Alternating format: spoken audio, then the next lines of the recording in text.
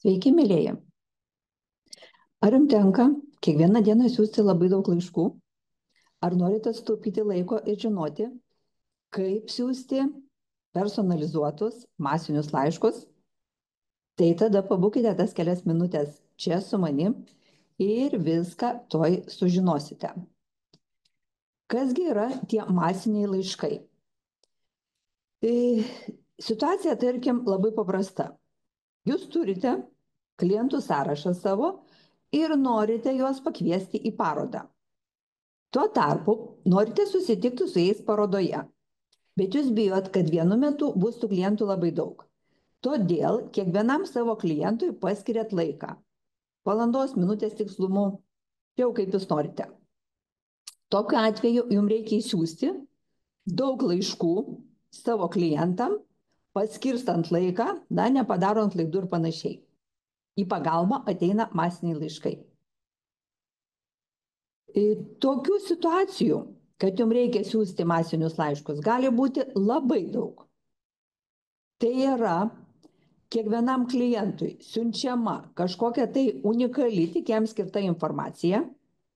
Klientas nemato, kad šitas laiškas yra siūstas dar kažkam tai ir kai atsako klientas, šitas laiškas nepatenka į bendrą laiškų grandinėlę.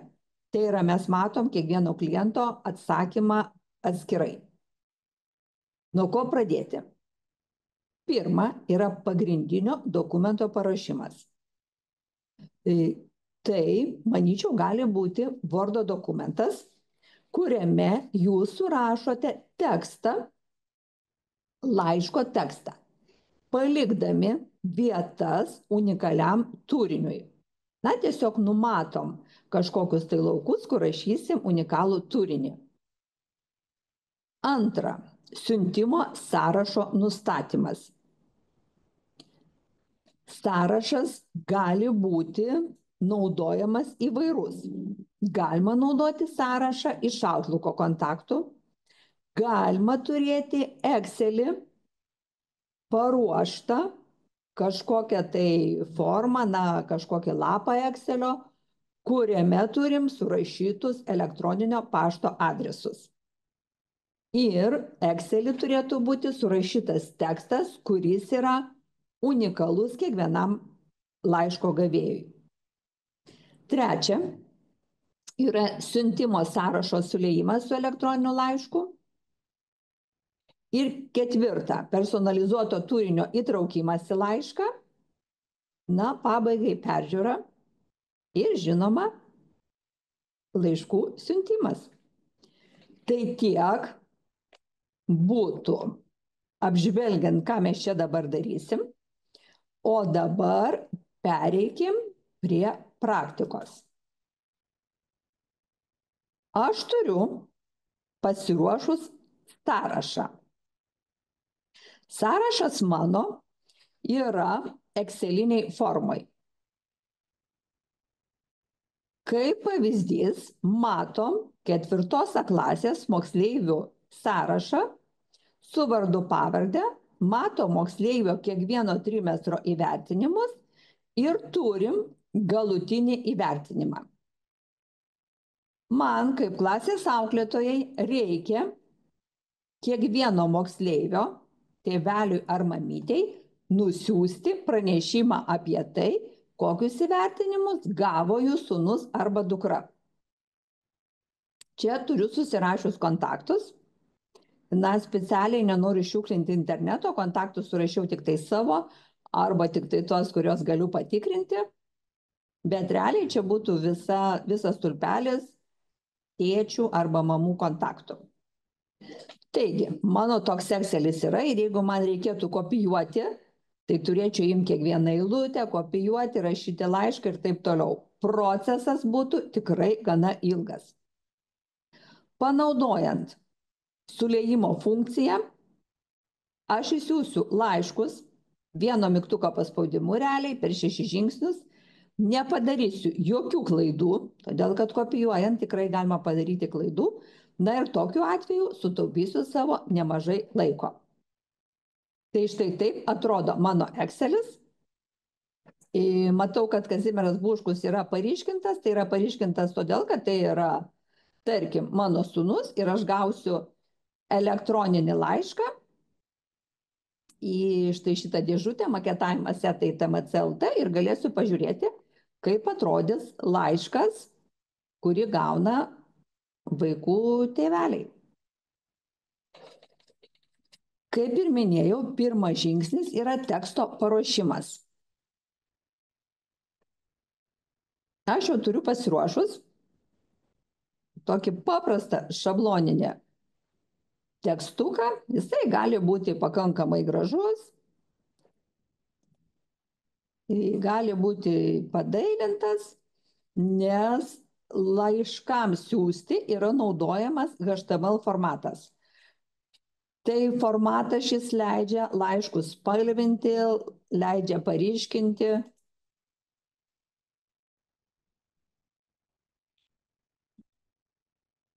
Taip, atsidaro Wordas, įgalinu redagavimą ir štai toks laiško yra turinys. Mano idėja kiekvienam tėveliui nusiųsti būtent jo vaiko įvertinimus.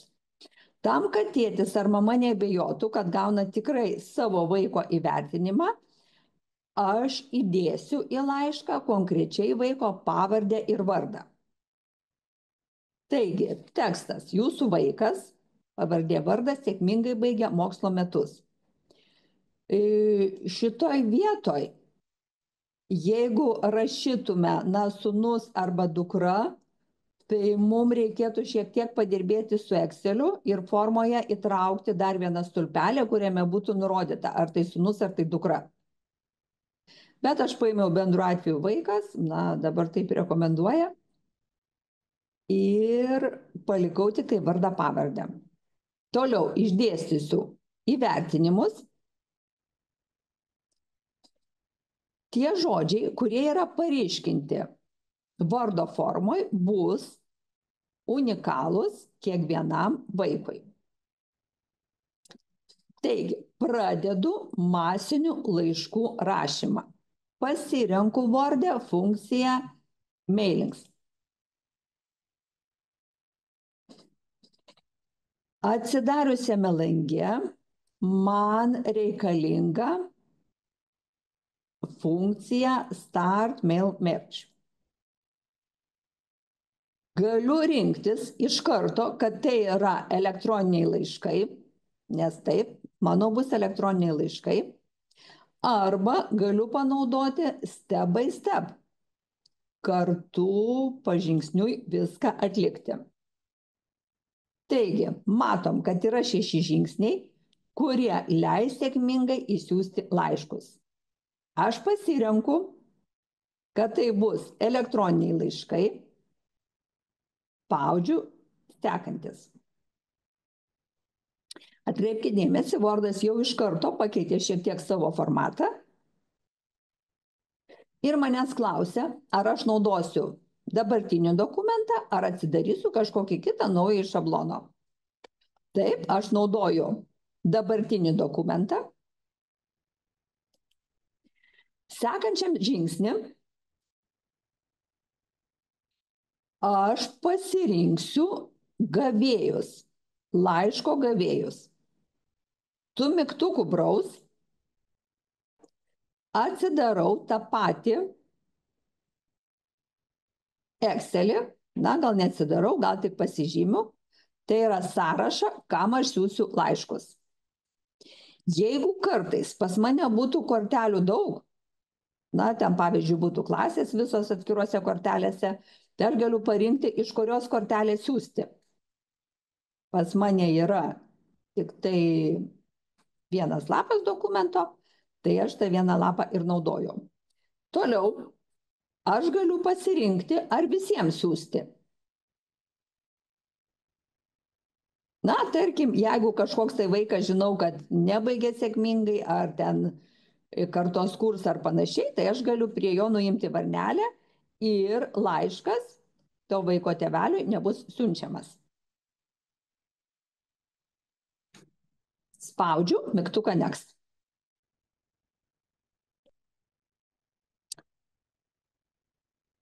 Taip, pažymėjau, iš kokio sąrašo siūsiu kam laiškus ir pereinu prie sekančio žingsnio.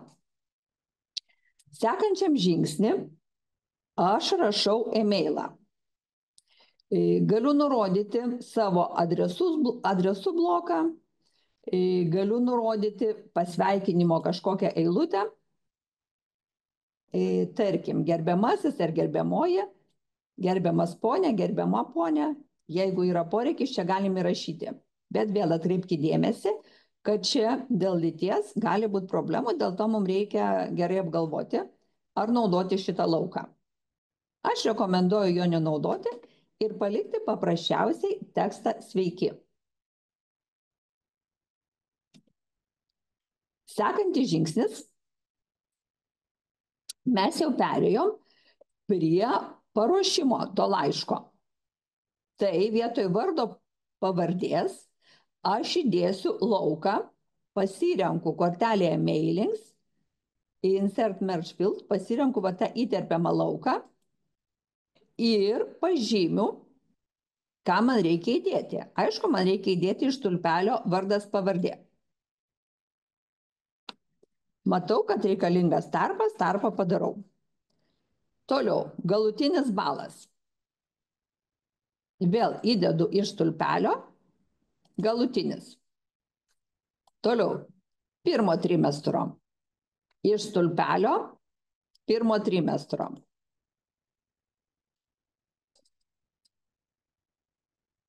Taip, toliau reiškia antro trimestro. Kadangi